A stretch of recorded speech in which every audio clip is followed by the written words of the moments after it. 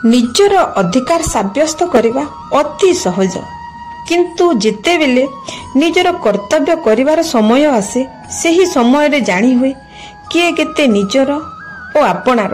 Hello everyone, ଆପଣମାନଙ୍କୁ ମୋ ଚ୍ୟାନେଲରେ ସ୍ୱାଗତ। ଏ କାହାଣୀ ମାଧ୍ୟମରୁ ଜାଣିବା।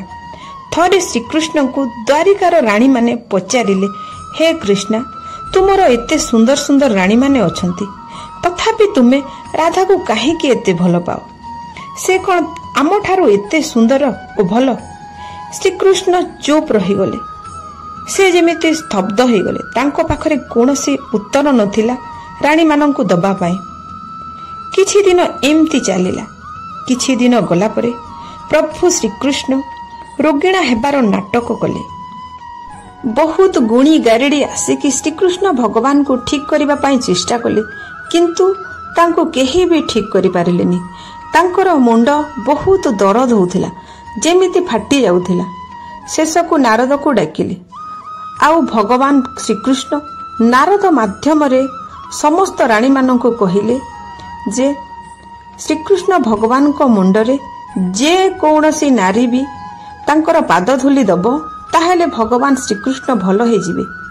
ସମସ୍ତ ରାଣୀମାନେ ମନା କଲେ ଓ କହିଲେ, ଇଏ ତ ଆମ ଭଗବାନ, ପାଦ ଧୂଳି ଯଦି ଆମେ ଦେବୁ ତାହେଲେ ଆମକୁ ନର୍କରେ ବି ଜାଗା ମିଳିବନି, ତାଠାରୁ ବି ଆହୁରି ବଡ଼ ଦଣ୍ଡ ମିଳିବ।